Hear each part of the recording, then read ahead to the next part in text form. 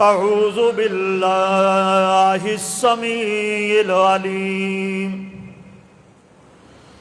من الشیطان الرجیم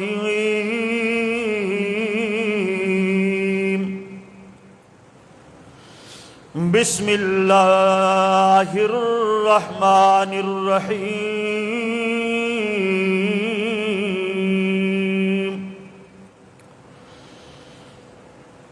فَكُلًّا أَخَذْنَا بِذَنبِهِ فَمِنْهُمْ مَنْ أَرْسَلْنَا عَلَيْهِ حَاسِبًا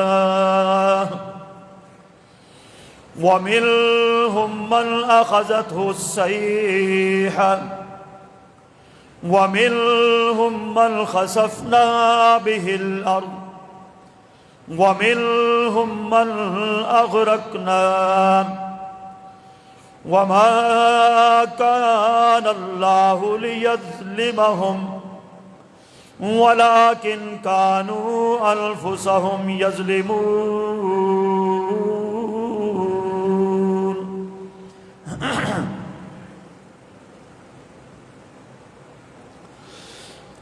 پس ہر ایک کو ہم نے پکڑ لیا ان میں سے ان کے گناہوں کی وجہ سے فَمِنْهُمْ مَنْ أَرْسَلْنَا عَلَيْهِ حَاسِبًا بعض ان میں سے وہ لوگ تھے جن کے اوپر ہم نے پتھروں کی بارش کی وَمِنْهُمْ مَنْ أَخَذَتْهُ الصَّيْحَةُ اور بعض ان میں سے وہ لوگ تھے جن کے اوپر ہم نے چنگھاڑ کو بھیجا وَمِنْهُمْ مَنْ خَسَفْنَا بِهِ الْأَرْضِ اور بعض ان میں سے وہ تھے جن کو ہم نے زمینوں کے اندر دنسا دیا وَمِنْهُمْ مَنْ أَغْرَقْنَا اور بعض ان میں سے وہ تھے جن کو ہم نے پانیوں میں غرق کر دیا وَمَا كَانَ اللَّهُ لِيَظْلِمَهُمْ اور اللہ پاک نے ان پر ظلم نہیں کیا وَلَكِنْ كَانُوا أَنفُسَهُمْ يَظْلِمُونَ لیکن وہ لوگ تھے کہ انہوں نے اپنی جانوں پر آپ ظلم کیا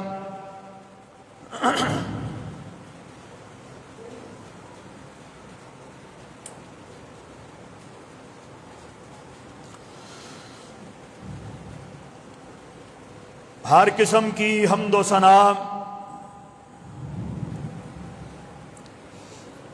کبریائی بڑائی تعریفات تمہیدات تمجیدات اور تقدیسات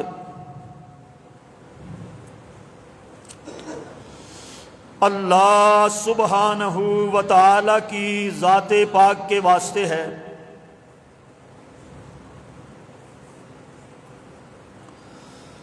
وہ اللہ جو ساری کائنات کا خالق ہے مالک ہے حاکم ہے رازق ہے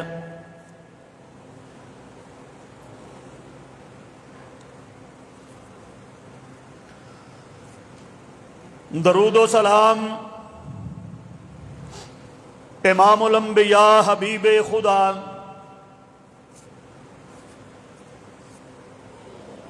امام الحرمین امام القبلتین جناب محمد الرسول اللہ صلی اللہ علیہ وآلہ وسلم کی ذات گرامی پر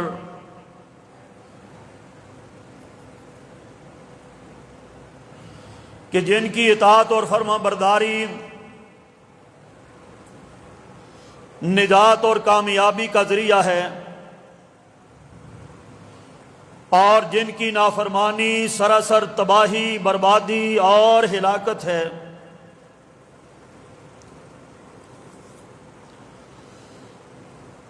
میرے واجب الاحترام بزرگوں اور بھائیوں،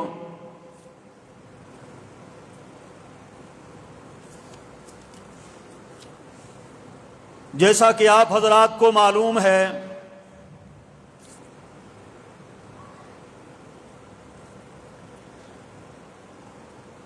گزشتہ خطبہ جمعۃ المبارک میں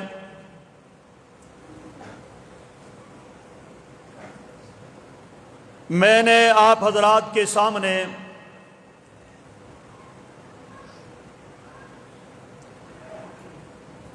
اللہ اور اس کے اور رسولوں کی نافرمانی کا عبرتناک انجام اس موضوع پر کچھ گزارشات کی تھی، جس کے اندر سورہ عنکبوت کی آیت نمبر 40 کے تحت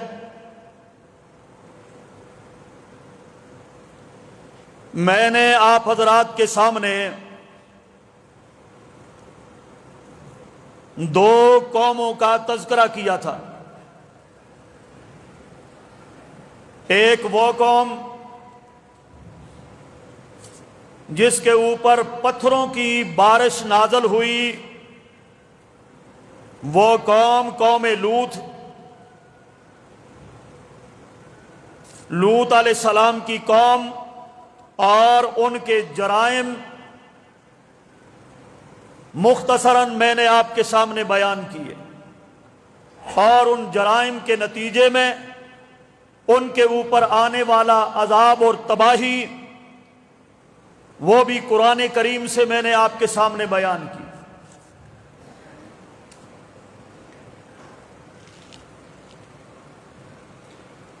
اور دوسری وہ قوم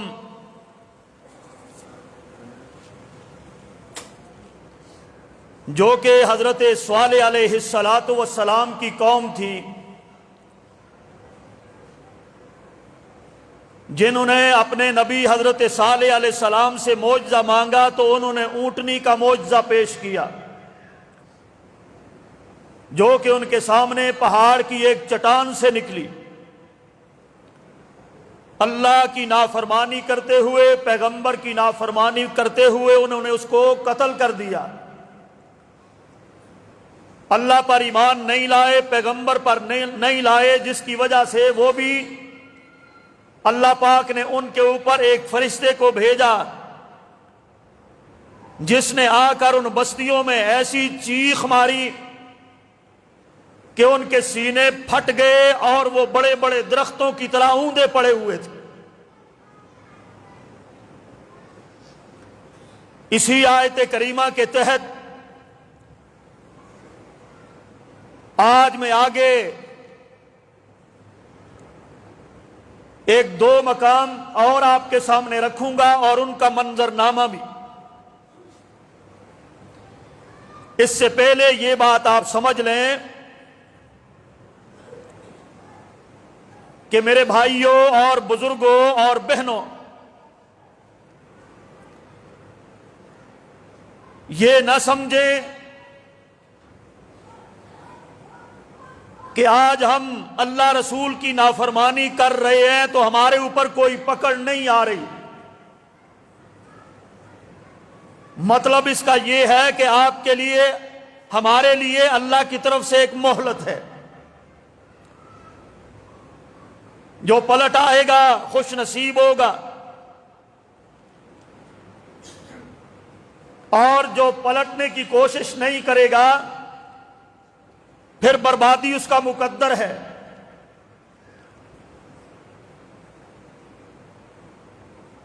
جہاں پر نافرمانیاں ہوتی ہیں، جن قوموں میں،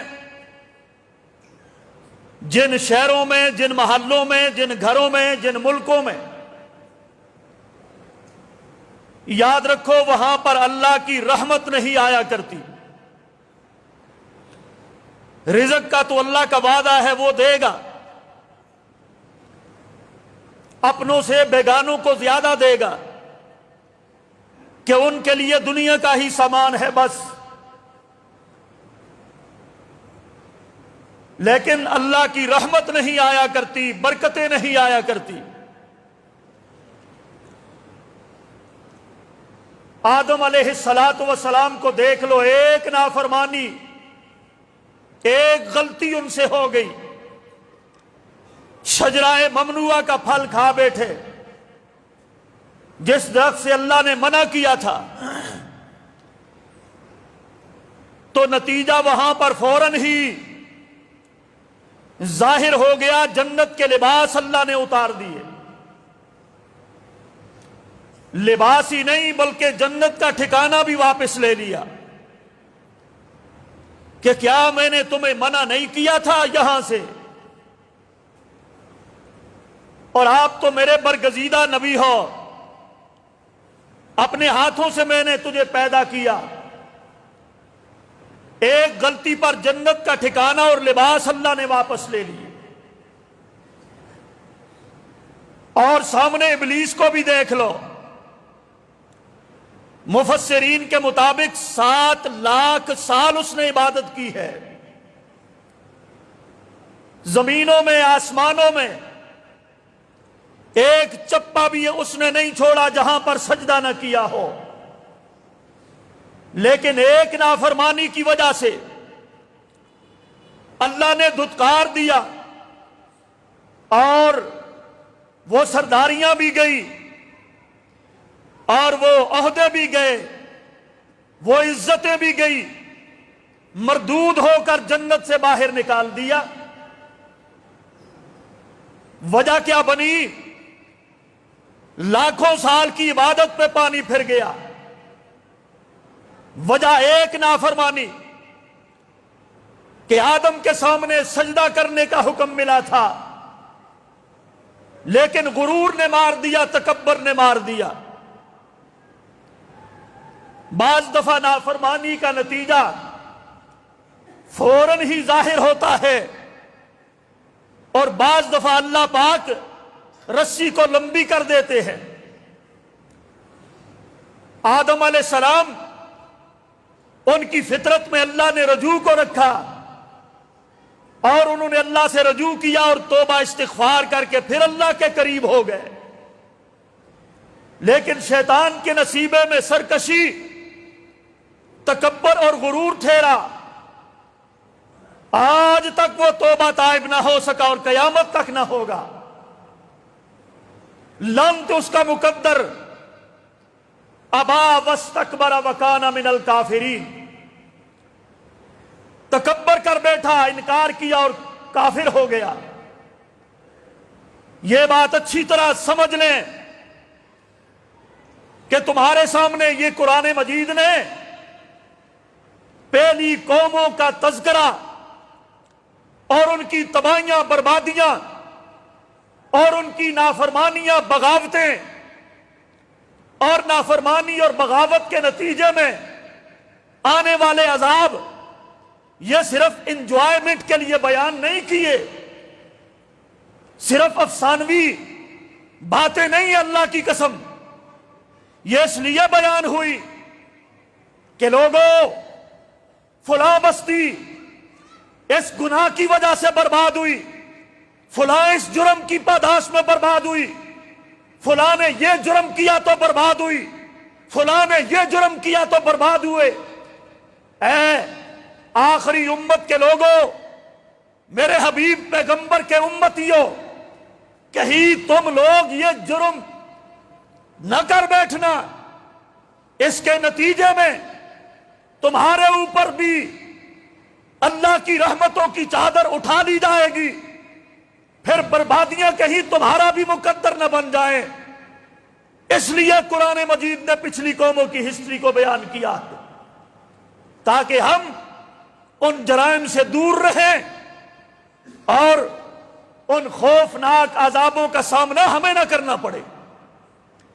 اللہ سچا ہے، اللہ کے وعدے سچے، اور دیر تو ہے لیکن اندھیر نہیں ہے۔ اللہ پاک ہمیں سمجھنے کی، عمل کی توفیق عطا فرمائے۔ تو بات مختصر یہ ہے، اللہ کہتے ہیں، فرمایا وَمِنْهُمْ مَنْ خَسَفْنَا بِهِ الْأَرْضَ، یہ ایک اور آدمی ہے، اللہ پاک فرماتے ہیں ہم نے اس کو زمین کے اندر دھنسا دیا۔ زمین کے اندر گاڑ دیا ہم نے، اور وہ قیامت تک زمین کی گہرائیوں میں اترتا ہی چلا جا رہا ہے۔ نام ہے اس کا قارون۔ خسفنا، ہم نے دنسا دیا، زمین کے اندر ہم نے گاڑ دیا۔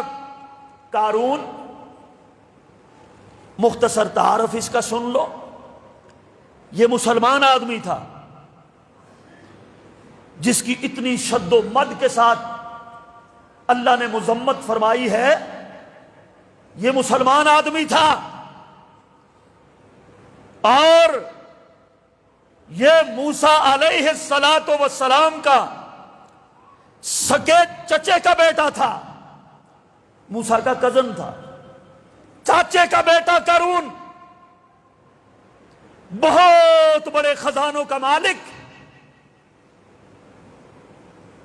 مسلمان بھی ہے، صرف مسلمان نہیں بلکہ توریت کا حافظ تھا، جو موسیٰ کو کتاب ملی اس کا حافظ تھا، اس کا قاری بھی تھا، اس کا عالم بھی تھا، بہت بڑی دولت کے خزانے اپنے پاس رکھتا تھا، اور تفسیر کے مطابق 15 آدمی مقرر تھے جو صرف اس کے خزانوں کی چابیاں اٹھایا کرتے تھے۔ کتنے آدمی؟ 15 آدمی صرف خزانوں کی چابیاں اٹھانے پر مامور تھے۔ دولت مند آدمی، اور یہ دولت اس کو کیسے ملی؟ یہ دولت اس کو فرعون نے دی تھی جب ابھی دریا پار نہیں گئے تھے۔ یہ فرعون کا قریبی بنی اسرائیلیوں میں اس کے قرب و جوار میں مقربین میں شامل تھا، اور ایک روایت کے مطابق فرعون نے اس کو خزانے اس لیے دیے تھے کہ وہ اپنے مستقبل سے آگاہ تھا کہ ایک موسیٰ پیدا ہوگا، اور جو میرا دشمن ہوگا بنی اسرائیل میں سے ہوگا، تو اس کے مقابلے کے لیے فرعون نے قارون کو مالا مال کر دیا تھا کہ اس کے ذریعے میں بنی اسرائیل کے موسیٰ کا مقابلہ کروں گا۔ وہ دولت بدعنوانی کی، کرپشن کی، وہ ساری وہ دولتیں تھی اس کے پاس۔ اور سورہ قصص کے اندر بقدر تفصیل اللہ پاک نے اس کا تذکرہ کیا ہے۔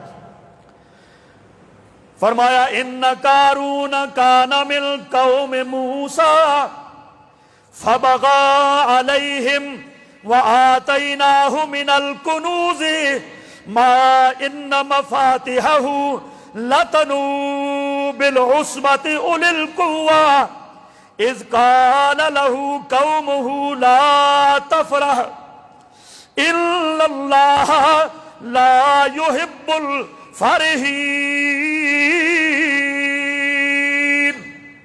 سورہ قصص کے اندر اس کا ذکر موجود ہے، اور یہ آیت نمبر 76 سے آگے ہے۔ جب یہ حضرت موسیٰ علیہ السلام بحیرہ کلزم سے پار ہو گئے، اللہ پاک نے مدد فرمائی، 12 رستے بنا دیے، فرعون کو وہاں پہ غرق آب کر دیا، بنی اسرائیل پار چلے نا، وہاں پر اللہ پاک نے ان کو قربانیاں کرنے کا حکم دیا۔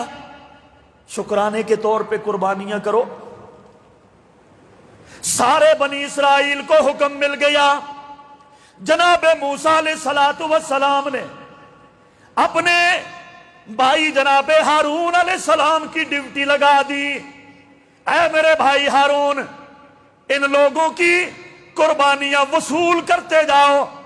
لوگوں کو بھی حکم دیا گیا میرے بھائی ہارون کے پاس قربانیاں جمع کرتے جاؤ، اور جو جو بندہ قربانی لاتا جائے گا میرا بھائی ہارون اس کو ایک مقام پہ رکھے گا، اور جناب جس کی قربانی اللہ پاک قبول فرمائے گا اس کے لیے آسمانوں سے آگ نازل ہوگی اور وہ قربانی کو کھا جائے گی۔ یہی ہوا۔ یہ قارون بھی دیکھنے لگا اور جناب موسیٰ علیہ السلام کو کہنے لگا، اے موسیٰ نبوت تو اللہ پاک نے پہلے ہی تجھے عطا کر دی ہے، نبوت بھی تیرے پاس ہے، اور جناب قربانیوں کا منصب تو نے اپنے بھائی ہارون کو دے دیا ہے، اور جناب میں بڑا لیڈر ہوں اور میں بڑا دولت مند بھی ہوں اور میں بہت زیادہ لوگوں پہ خرچ کرنے والا بھی ہوں، حافظ بھی ہوں، قاری بھی ہوں، عالم بھی ہوں، لیکن مجھے تو نے نظر انداز کیوں کر دیا؟ یہ قربانیوں کا عہدہ یہ آپ کو مجھے دینا چاہیے تھا۔ جناب موسیٰ علیہ السلام نے فرمایا اے قارون یہ عہدہ میں نے اپنے بھائی ہارون علیہ السلام کو کوئی اپنی مرضی سے تو نہیں دیا، اللہ پاک کی قسم ہے یہ عہدہ میں نے اپنے بھائی کو اللہ کے حکم سے دیا ہے، میں نے خود سے نہیں دیا۔ کہنے لگا نہیں میں نہیں مانتا، کوئی نشانی اس کے لیے پیش کرو کہ اللہ نے کہا ہے۔ موسیٰ علیہ السلام نے فرمایا اچھا بڑے بڑے سارے لیڈر جتنے بھی میری قوم کے سردار ہو قارون سمیت لاؤ اپنی ایک ایک لاٹھی یہاں پر جمع کر دو۔ ایک کمرے میں لاٹھیاں جمع کر دی گئی، اور جب ہی صبح کے ٹائم اٹھ کر ان لاٹھیوں کو دیکھا گیا، ہارون علیہ السلام کی لاٹھی کو اللہ پاک نے سرسبز و شاداب کر دیا تھا، نشانی کے طور پر کہ یہ لاٹھی جو سرسبز و شاداب ہو گئی ہے، یہ لاٹھی جس کی بھی ہے وہی قربانیوں کے منصب کا اہل ہوگا، اور وہ لاٹھی حضرت ہارون علیہ السلام کی تھی۔ اور زیادہ جلنے لگا، حسد کے مارے کڑنے لگا قارون۔ لوگوں یہ کوئی کافر ہی نہیں ہوتے اس طرح، یہ مسلمانوں کے اندر یہ لوگ آج بھی قارون پائے جاتے ہیں، اس معاشرے کے اندر بھی قارون موجود ہیں جو لوگوں پر کڑتے بھی ہیں، لوگوں سے حسد بھی کرتے ہیں، لوگوں پر باتیں بھی کرتے ہیں، لوگوں پر بہتان بھی لگاتے ہیں۔ یہ قارون مسلمان ہو کر نبی کا چچا زاد ہو کر اس نے نبی موسیٰ کے ساتھ کیا کچھ نہیں کیا۔ خدا کے لیے قارون والی صفتیں اپنے اندر پیدا نہ کرنا، یہ قرآن کے بیان کا مقصد یہ ہے کہ پھر قارون کا جو انجام ہوا، ہاں آج اگر دنیا میں اللہ نے تمہیں چھوڑ دیا آخرت میں ویسا ہی ہوگا۔ پھر تو چلیے آگے، جناب موسیٰ علیہ السلام نے فرمایا دیکھ لو یہ اللہ پاک نے نشانی کو ظاہر کر دیا ہے، اور اس نے کیا کیا؟ اپنے پاس لوگوں کو جمع کرنے لگا اپنے مال اور دولت کی بنیاد پر۔ صبح بھی لوگوں کو کھانے دیتا ہے، دوپہر بھی لوگوں کی دعوتیں کرتا ہے، شام بھی لوگوں کو کھانے کھلاتا ہے، موسیٰ کے بارے میں باتیں کرتا ہے، کبھی کیا باتیں کر کے ہنستا ہے، کبھی کیا تانے لگاتا ہے، لوگوں کو بھی کہتا ہے موسیٰ کے خلاف باتیں کرو۔ آج بھی ایسا نہیں ہوتا؟ اپنے دل پہ ہاتھ رکھ کے سوچو خدا کے لیے، کبھی بھی آپ کی مجلس بیٹھتی ہے دو چار آدمی، مولویوں کے بارے میں آپ باتیں نہیں کرتے؟ فلانا مولوی ایسا، فلانا مولوی ایسا، فلانا عالم ایسا، فلانا ایسا۔ اللہ ذوالجلال کی قسم یہ قارون کی صفات میں سے ایک صفت ہے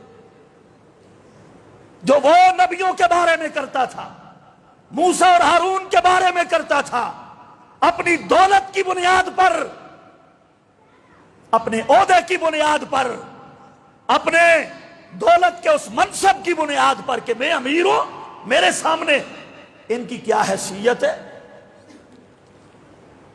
آج بھی لوگ یہی کرتے ہیں، بڑے بڑے امیروں سے اگر کوئی ہاتھ ملائے پورا ہاتھ غریب سے نہیں ملاتے، وہ آدھا ہاتھ ملاتے ہیں، آدھا۔ ایسا ہی ہے کہ نہیں؟ یہ قارون کی صفتیں ہیں، قارون کی۔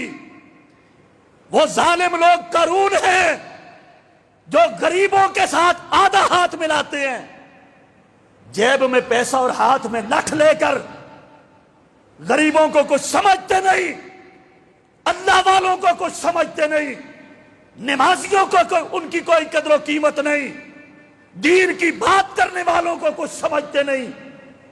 یہ تمہارے معاشرے کے قارون ہیں،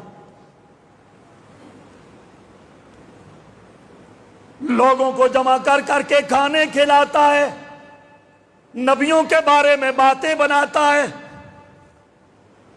اور پھر لوگوں کو کہنے لگا ہے لوگوں کیوں نہ ہم موسیٰ کے خلاف کوئی قدم اٹھائیں۔ لوگ کہنے لگے علی جا آپ ہمارے لیڈر ہو، ہمیں کھانا کھلاتے ہو، پانی پلاتے ہو، دعوتیں کرتے ہو، عیاشی کراتے ہو، جیسا آپ کریں گے کہیں گے ویسا ہم بھی کرنے کے لیے تیار ہیں، ہم آپ کا ساتھ دیں گے نا۔ کچھ چمچے کڑچے بھی ہوتے ہیں نا ان امیروں وزیروں کے، جو ان کی ہاں میں ہاں ملاتے ہیں نیک لوگوں کے خلاف۔ اب کیا ہوا؟ کہنے لگا اچھا پھر میں ایسا کرتا ہوں، وہ فلاں کنجری جو بڑی بدنام ہے اس کو میں پیسے دوں گا۔ ایک روایت کے مطابق 1000 دینار دیا، 1000 درہم بھی دیا۔ کس بات کے لیے؟ کہ تو نے نبی موسیٰ کے اوپر الزام لگانا ہے کہ نبی موسیٰ نے نعوذ باللہ مجھ سے بدکاری کی ہے۔ اللہ اکبر۔ آج بھی ان معاشروں میں یہ منظرنامے کبھی آپ کو دیکھنے کو ملتے ہیں جی، جس مولوی کو مسجد سے نکالنا ہو اس پر اسی طرح کا الزام لگا دیا جاتا ہے، اسی طرح کا الزام اور کچھ نہیں ملتا، اس پر یہ الزام لگا دو۔ اللہ کی قسم یہ آج ہی نہیں، یہ قارون کی ایجاد ہے، قارون کی۔ اس کنجری کو تیار کر لیا اور چلا آیا، دیکھا تو کھلے میدان کے اندر حضرت موسیٰ علیہ السلام وہاں پر لوگوں کو واعظ کر رہی ہے، نصیحت کر رہی ہے، اور آج یہ بات بیان ہو رہی ہے اے لوگو، اے بنی اسرائیل والو، اللہ پاک نے یہ حکم نازل کیا ہے جو کوئی چوری کرے گا اس کے ہاتھ کاٹے جائیں گے، جو کوئی بدکاری کرے گا اس کو رجم کیا جائے گا۔ یہ احکامات سنا رہی ہیں موسیٰ۔ قارون بھی آ کے پیچھے کھڑا ہو گیا، اور جب موسیٰ علیہ السلام نے یہ بات کی وہ جناب اٹھ کے کھڑا ہو کے کہنے لگا اے موسیٰ جی مجھے یہ بات بتاؤ نا، کیا یہ جو احکامات اللہ نے بھیجے ہیں یہ صرف ہمارے لیے اتارے گئے ہیں یا آپ کے لیے بھی ہے؟ چوری کا ہاتھ کٹنا چور کا اور زانی کو رجم کرنا، کیا یہ صرف ہمارے لیے یا اس میں آپ بھی ہیں؟ موسیٰ علیہ السلام نے فرمایا یہ اللہ کا قانون ہے بھائی، اس سے کوئی بھی مبرہ نہیں ہے، اس میں بھی شامل ہوں۔ کہنے لگا اچھا پھر آپ رجم ہونے کے لیے تیار ہو جائیے۔ موسیٰ علیہ السلام نے فرمایا کیوں؟ کہنے لگا فلاں کنجری، فلاں عورت جو ہے وہ اس طرح بات کرتی ہے کہ آپ نے اس سے بدکاری کی ہے۔ جناب موسیٰ علیہ السلام کے رونگٹے کھڑے ہو گئے۔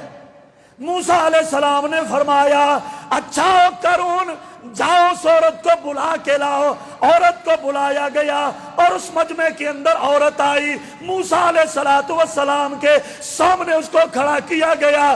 قارون دل میں بڑا خوش ہے، ابھی عورت گواہی دے دے گی اور موسیٰ پر وہ قانون لاگو ہو جائے گا۔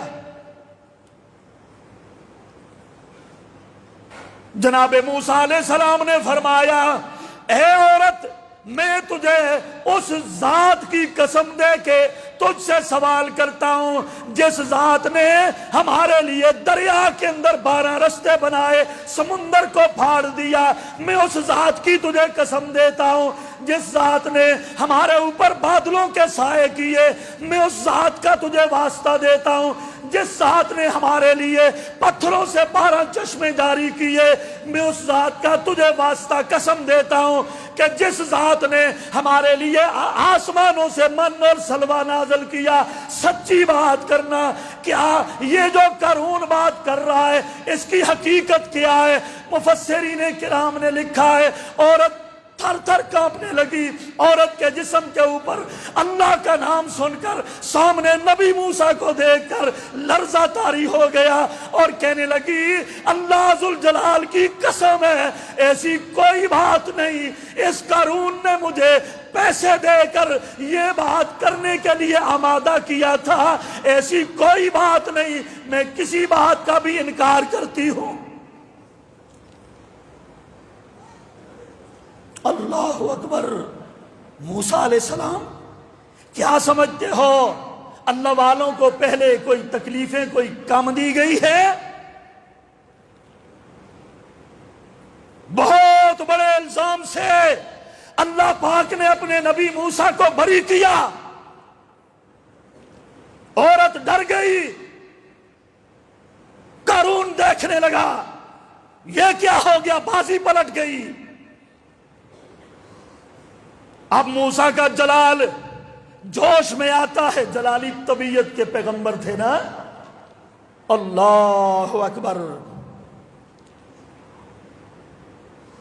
سجدے میں سر رکھ کے رونے لگے، اے میرے پروردگار، اس نے میری عزت اور میرے مقام نبوت کو داغدار کرنے کی کوشش کی ہے، اے میرے پروردگار اس ظالم کو پکڑ لے، اس کے اوپر اپنا عذاب نازل کر۔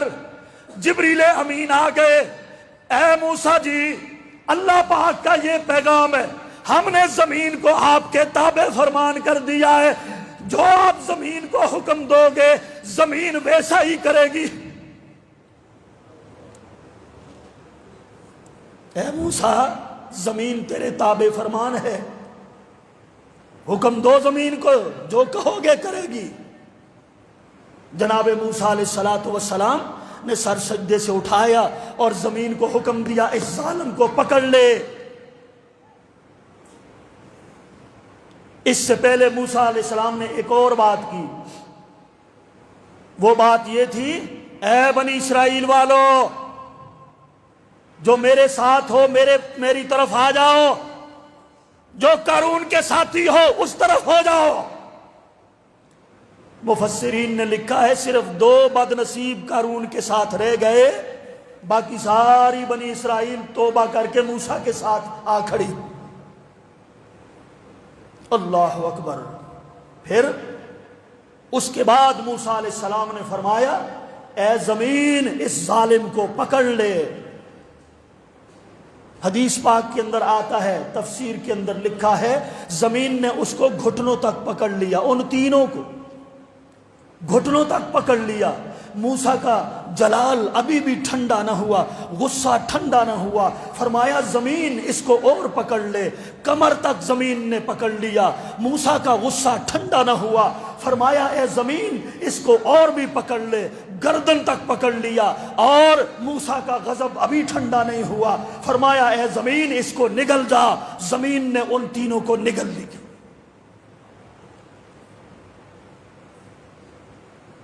کسی طرف سے آواز آئی، کسی منافق نے یہ بات کر دی کہ موسیٰ علیہ السلام نے شاید اس کے خزانوں کے اوپر قبضہ کرنے کے لیے اس کو مار دیا۔ دیکھیں کیسی عجیب و غریب قوم ہے، وہ کسی طرح بھی باز آنے کے لیے تیار نہیں۔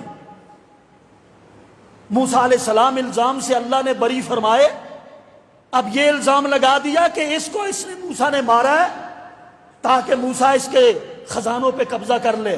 جب موسیٰ علیہ السلام کے کانوں میں یہ بات پڑتی ہے تو موسیٰ علیہ السلام نے فرمایا اے زمین اس کے سارے خزانوں کو بھی ہڑپ کر لے۔ اس کے خزانوں کو بھی ہڑپ کر لیا گیا۔ اللہ اکبر۔ اس دن میں ایک رپورٹ پڑھ رہا تھا، مصر کے حالات بڑے دیوالیہ ہو چکے ہیں جی، بڑی اسی طرح پاکستان کی طرح اس کے حالات بھی بڑے خراب ہو گئے، مالی طور پر مشکلات کا شکار ہے۔ تو انہوں نے کیا کیا ہے، اچھا جی وہ جرنل ان کا جو ہے پتہ نہیں کیا نام ہے اس کا، اس نے اپنے محکمہ آثار قدیمہ والوں کو حکم دیا کہ قارون کے خزانے تلاش کرو، پھر ہم امیر ہو جائیں گے۔ جس طرح آج عمران خان قارون کے خزانے تلاش کر رہا ہے، یہ بھی کر رہا ہے نا، پاکستانی قارونوں کے خزانے یہ خان تلاش کر رہا ہے، مصر والے اس قارون کے خزانے تلاش کر رہے ہیں۔ لگتا ہے نہ ان کو قارون کے خزانے ملنے والے ہیں، نہ عمران خان کو ان قارونوں کے خزانے ملنے والے ہیں۔ مل سکتے ہیں؟ اللہ اس قوم کو سمجھ عطا فرمائے۔ یہ قارون بھی اسی لیے یہاں سے مسکینوں کے، غریبوں کے، یتیموں کے، بیواؤں کے، مزدوروں کے، آپ کے میرے پیسے جمع کر کے، سارا ٹیکس لگا لگا کر، مہنگائی کر کر کے، یہاں سے یہ قارون سارے خزانے اٹھا کر باہر ملکوں میں، کوئی دبئی میں، کوئی یورپ میں، انگلینڈ میں، وہاں جا کر اپنے محل بناتے اور پیسہ جمع کرتے ہیں۔ یہ قارون کہ یہاں پر ہمارا خزانہ ہوگا تو یہ واپس یہ عوام ہم سے چھین لے گی، اس لیے یہ باہر لے جاتے ہیں۔ اللہ اکبر۔ تو میرے بھائیو بات مختصر کروں گا، قرآن نے سورہ قصص میں اس کو بیان کیا، فرمایا اذ قال له قومه لا تفرح ان اللہ لا يحب الفرحین وابتغ فیما آتاک اللہ الدار الآخرہ۔ اللہ پاک فرماتے ہیں وابتغ فیما آتاک اللہ الدار الآخرہ۔ لوگوں نے اس بد نصیب سے یہ بات کی تھی، نبی موسیٰ نے بھی فرمایا تھا، اور ظالمہ یہ خزانے اللہ پاک نے جو تجھے عطا فرمائے ہیں، جو تو سونے کے محل بنائے بیٹھا ہے اور جو خزانوں کے ڈھیر لگائے بیٹھا ہے، یہ خزانے فخر کرنے کے لیے نہیں ہے، اور یہ اکڑ اکڑ کے چلنے کے لیے نہیں ہے، اور یہ خزانے غریبوں پر ظلم کرنے کے لیے نہیں ہے، اور یہ مال و دولت کے خزانے اللہ کی نافرمانی کرنے کے لیے نہیں ہے، اور یہ خزانے رسولوں کی نافرمانی کرنے کے لیے نہیں۔ وَابْتَغِ فِيمَا آتَاكَ اللَّهُ الدَّارَ الْآخِرَةَ۔ یہ خزانے، یہ مال اور یہ دولت دنیا کے اندر فساد مچانے کے لیے اللہ نے تجھے نہیں دیے، بلکہ یہ خزانے تجھے اللہ پاک نے اس لیے دیے ہیں تاکہ تو ان خزانوں کے ذریعے آخرت میں امیر ہو جا۔ وَابْتَغِ فِيمَا آتَاكَ اللَّهُ الدَّارَ الْآخِرَةَ۔ یہ خزانے تجھے دنیا میں اکڑنے کے لیے، فساد مچانے کے لیے نہیں ملے، یہ خزانے دیے رب نے تمہیں تاکہ ان خزانوں کے ذریعے، اس مال کے ذریعے، اس ہٹی کھٹی کے ذریعے، بینک بیلنس کے ذریعے، ان کارخانوں کے ذریعے اور ان فیکٹریوں کے ذریعے، اس مال اور دولت کے ذریعے الدار الآخرہ، زمین میں فساد نہ کرو بلکہ آخرت کی تیاری کرو، آخرت کے اندر اپنا عالی شان گھر تعمیر کرو، اس لیے تمہیں اللہ نے خزانے دیے۔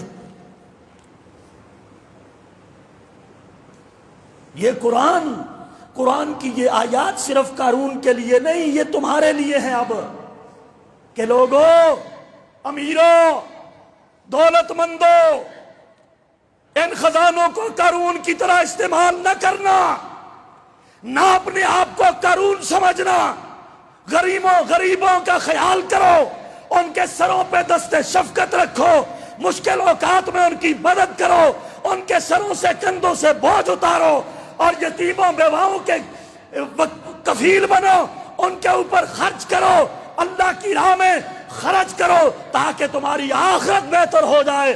اس لیے نہیں کہ تم بے حیائی کے اوپر خرچ کرو، رسموں پر خرچ کرو، رواجوں پر خرچ کرو، گانے بجانے پہ خرچ کرو، زمین میں فساد کرتے پھرو۔ وَلَا تَبْغِ فِي الْأَرْضِ فَسَادًا، فساد کرنے کے لیے اللہ نے تمہیں یہ پیسہ نہیں دیا ہے۔ اللہ اکبر. وابتغ فیما آتاک اللہ الدار الآخرہ، اس لیے مال ملا کہ آخرت میں گھر بناؤ، آخرت میں گھر بناؤ. لیکن ہمارا یہاں پر ہی گھر بنانے پر زور ہے بس، آخرت کے گھر کی ہمیں کوئی پرواہ نہیں.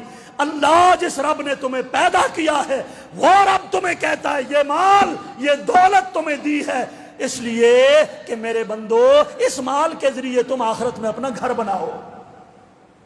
اس مال کو پیسے کو فساد اور فتنے کے لیے استعمال مت کرو. اللہ ان لوگوں کو پسند نہیں کرتا. یہ قارون کی صفت ہے. ہمارا جتنا زور ہے اس مکان پر، یہاں جو ہم اورس کالونی میں بنا رہے ہیں یا پاکستان میں شہروں میں یہاں بناتے ہیں، اس پر سارا زور ہے. اللہ کی قسم ایک ایک لیٹرین کے اوپر جتھے پیشاب تے پخانا ہوتا ہے اس جائی تے پیشاب اور پخانے والی جگہ پر آپ لاکھوں لگاتے. اس سے بھی کوئی کم عقلی اور ہوگی؟ وہاں پر تم نے لاکھوں لگا دیے، لیکن اللہ کی راہ میں دیتے ہوئے تمہیں خوف آتا ہے. او خدا کے بندو، مسجد میں جو جہاں پر مسجد بن رہی ہے وہاں پر دو، یتیم کو دو، مدرسے میں دو اور غریبوں میں تقسیم کرو تاکہ تمہارا آخرت میں سونے کا محل اللہ جنت الفردوس میں تمہیں عطا کرے. یہ مال تمہیں اس لیے دیا ہے. اللہ کہتے ہیں یہ ہم نے فساد کرنے کے لیے نہیں دیا. وَأَحْسِن كَمَا أَحْسَنَ اللَّهُ إِلَيْكَ، اللہ پاک کہتے ہیں تم بھی لوگوں کے ساتھ اسی طرح نیک سلوک کرو جس طرح اللہ پاک نے تمہارے ساتھ سلوک کیا ہے. احسن، اسی طرح حسن سلوک کرو. کما احسن اللہ الیک، جس طرح اللہ نے تمہیں مال عطا کیا ہے تم بھی لوگوں کو عطا کرو. لیٹرینا تے کچنا بیچینا باڑ دے جلو. اللہ اکبر. ہمارے ایک استاد محترم ہوا کرتے تھے، اس وقت نئی نئی لیٹرینیں چلی تھی. شاگرد ایک جناب سرے تے لیٹرین چاہی دی، شہروں آیا، استاداں پوچھا ہے کہ حجی یہ لیٹرین ہے؟ ہاں یہ لیٹرین ہے. پہلی باری جو دیکھی بڑیرے آدمی، ہاں کتنے دی آندھی؟ حجی 300 آندھی. اس ویلے 300 بڑی شے. ہدا ایسا سدھی کر، سدھی کی تھی. اس میں چاول پا کے کھاسے، اس میں چاول پا کے کھاسے آخے یہ 300 آندھی تو داگڑے آستے یار پیشابے آستے تو اتنی مہنگی کیوں آندھی ہے؟ یہی بات ہے. لاکھوں آپ لیٹرین پہ لگا دیتے ہو اور پھر لوگوں کو دکھاتے ہو آؤ جی ساڑھے پیشاب تے پخانے والی جا دیکھو یہ ساڑھا مشروم ہے جی. مطلب تو یہی ہویا نا یہ ساڑھے جا دیکھو جی ساڑھے اگنے تے منہ ترنے والی. لوگوں کو فخر سے دکھاتے پھرتے ہو. اس سے بھی کوئی کم عقلی کی بات اور ہو سکتی ہے؟ اللہ کہتے ہیں احسن کما احسن اللہ الیک، جیسا اللہ نے تجھ پہ مہربانی کی ہے تو بھی یہاں پر ایسے ویسے اپنی دولت کو برباد نہ کر. آخرت کے لیے گھر بنانے کے لیے اس دولت کو غریبوں پہ خرچ کر. لوگ اگر بھوکے مرن تے تو لیٹرینا میں سارا پیسہ دب کے بہر. وَلَا تَبْغِ الْفَسَادَ فِي الْأَرْضِ، زمین کے اوپر میرے دیے ہوئے مال کے ساتھ فساد نہ کرو. اے قارون تو بھی فساد نہ کر. اے آخری امت کے لوگوں تم بھی اللہ کا مال دیا ہوا لوگوں پر فساد اور فتنے کے لیے استعمال نہ کرو. ناجائز مقدمے لوگوں پر، ناجائز عدالتوں کی تاریخیں، ناجائز لوگوں کو گھسیٹنا مال کے ذریعے، دولت کے ذریعے، اور ناجائز رسمیں اور رواجوں پہ خرچ کرنا، خسرے مراسیوں پہ خرچ کرنا، نیک لوگوں کی ایک نہ ماننا، یہی تو قارون کی صفتیں. اللہ اکبر. نیکوں کی نہیں مانی جاتی. شادیوں پہ جاؤ گانے بجانے ہوں گے، لکھ تسی آہو تساں دی کوئی سندا اوتھے اگو بہانا پا چھوڑو جی ادھر کڑیاں آئیاں تو وہ کر دیاں تے ساڈا بس نہیں چلدا تو کیا کریے. ہیں کون ہے یہ اہل حدیث جی؟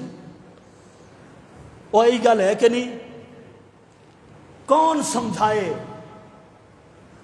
اپنی عورتوں کے اوپر بھی کنٹرول رکھو، اللہ نے آپ کو سربراہ بنایا ہے، اس طرح کرو گے تو مٹ جاؤ گے، برباد ہو جاؤ گے۔ اللہ کی قسم، جب مٹی پڑے گی منہ پر سب کچھ سامنے آ جائے گا، کہاں پر تو نے اپنا مال خرچ کیا، کہاں پر جوانی خرچ کی، کہاں پر اللہ نے تجھے اختیار دیا تھا، تو نے کہاں پر استعمال کیا؟